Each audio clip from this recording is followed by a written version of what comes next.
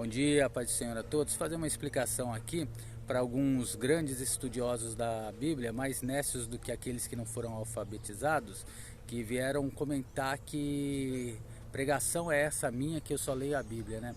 Ele não sabe nem o que é uma leitura dissertativa que dirá falar asneira. Mas vamos lá para esses que gostam de profecias, principalmente profecias daquilo que buscam e daquilo que o povo está querendo ouvir. E ele profetiza que o povo sem conhecimento, sem sabedoria, dá pulo, roda, que nem roda gigante, gira, gira, dizendo que é do agir do Espírito Santo. Lá em Deuteronômio, no capítulo 18, versículo do 20 ao 22, diz assim: falsos profetas, o tema aqui, hein?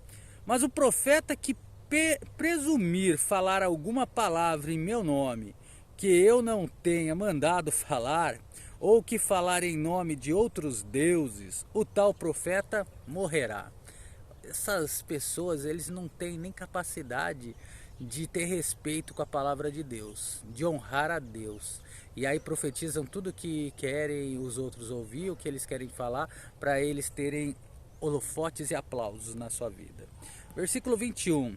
E disseres em teu coração: como conheceremos a palavra que o Senhor não tenha falado? Olha só, né? Como que nós vamos saber se aquilo que Deus mandou falar é ou não é de Deus? É de Deus ou é do homem? Quando o profeta falar em nome do Senhor, se a tal palavra não acontecer nem se cumprir, esta é uma palavra que o Senhor não falou. Com soberba a falou aquele profeta, não terás temor dele. Vou dar um exemplo bem claro aqui do Satanás, que se intitula pastor. Eu frequentava a Assembleia de Deus de Belém, cidade de Monte Alto, São Paulo.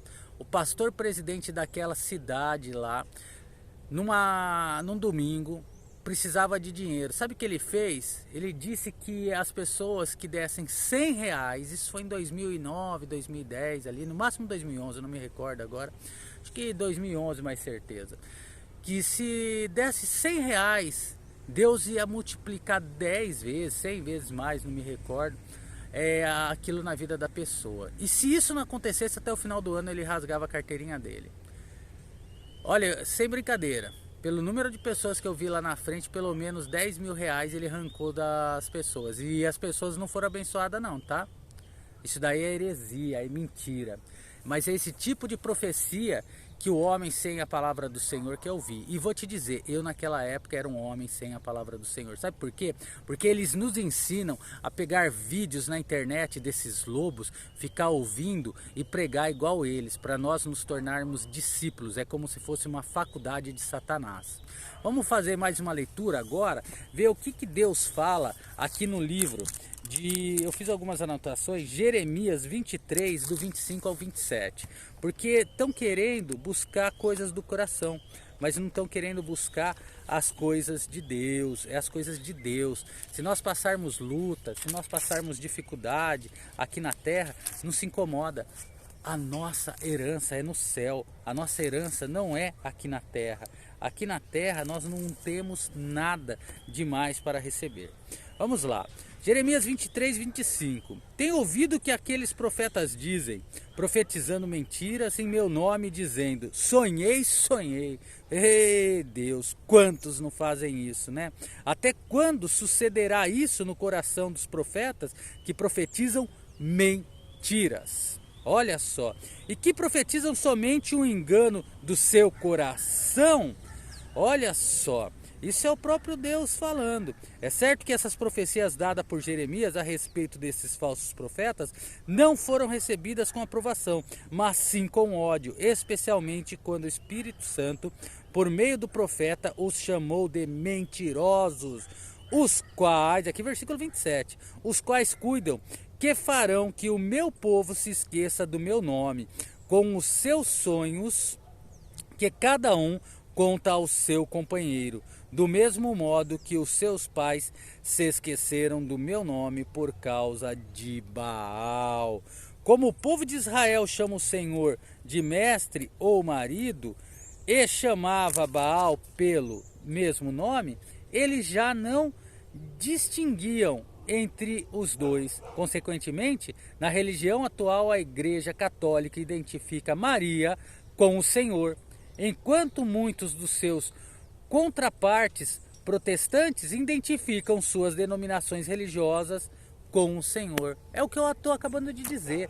Fazem com que uma placa de igreja tenha mais valor do que o nome do nosso Senhor Jesus Cristo.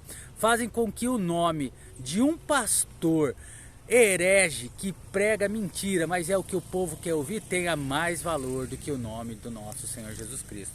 E não vamos ficar por aqui. Vamos lá em Atos 2, 17 e 18. Vamos ver o que fala lá em Atos 2, 17 e 18.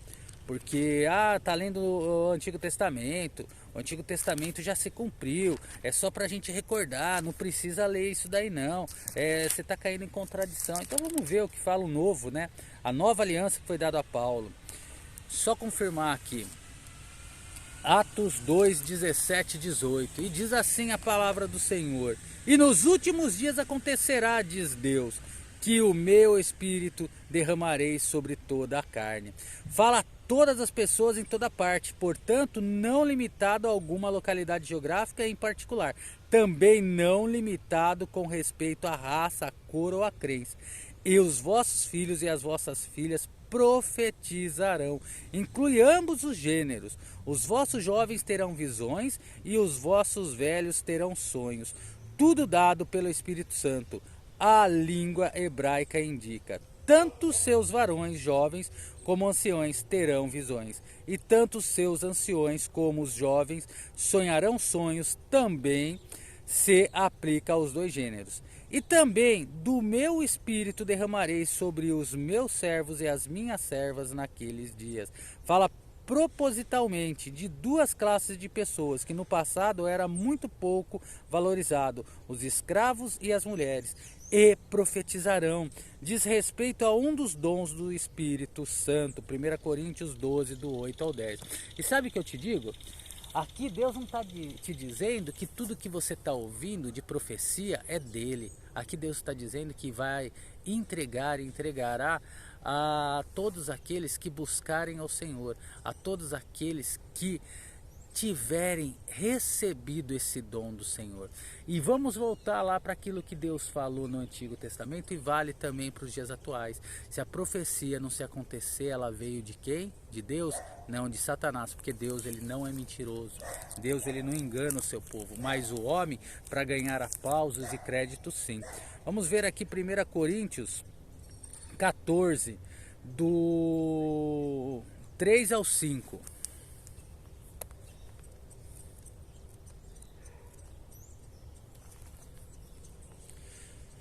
E diz assim: mas o que profetiza? Fala do sexto dom do Espírito Santo, 1 Coríntios 12, do 8 ao 10. Fala aos homens para edificação, para fortalecer, exortação, suplicar e consolação, consolar. A profecia é a palavra de Deus, essa é a maior profecia. É dela que vai vir todos os milagres, curas e libertações. O que fala a língua estranha edifica-se a si mesmo, quer seja o dom de língua ou língua de oração. Mas o que profetiza edifica a igreja, para edificação de todo o corpo e não só do que fala. E eu, que quero que todos vós faleis línguas estranhas, mas muito mais que profetizeis. Agora volta para esse dom do Espírito em particular, porque o que profetiza é maior do que o que fala em línguas, a não ser que também interprete, para que a igreja receba a edificação. É muito complicado, é muito difícil, porque hoje se dá mais valor num reteté do que na palavra de Deus. 1 Coríntios 14, 26, sabe o que Paulo nos diz? Deixa eu virar a página aqui. Que fareis, pois, irmãos, quando vos ajuntais? Cada um de vós tem salmo, tem doutrina, tem língua, tem revelação, tem interpretação. Faça-se tudo para a edificação. Você está indo no local onde está edificando ou está tendo um show? Para e pense. Para depois não buscar e ficar ali procurando, querendo, culpando a Deus e não receber. E lá em 1 Tessalonicenses 5, do 20 e 22, vamos ver o que fala.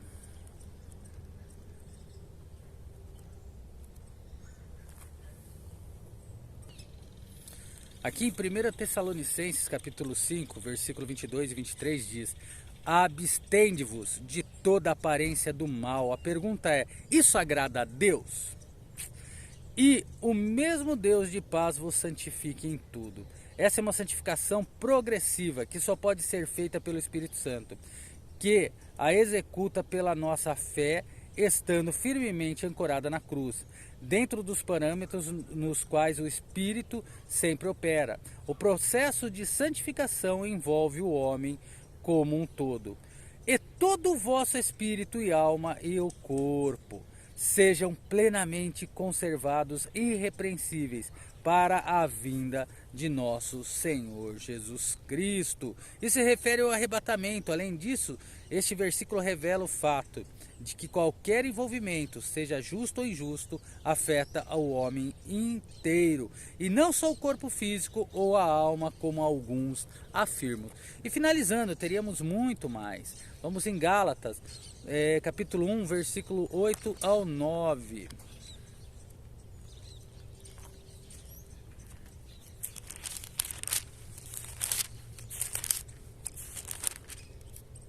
E diz aqui a palavra do Senhor: mas ainda que nós mesmos, olha só, Paulo e seus colaboradores e os pregadores do dia de hoje também se encaixam.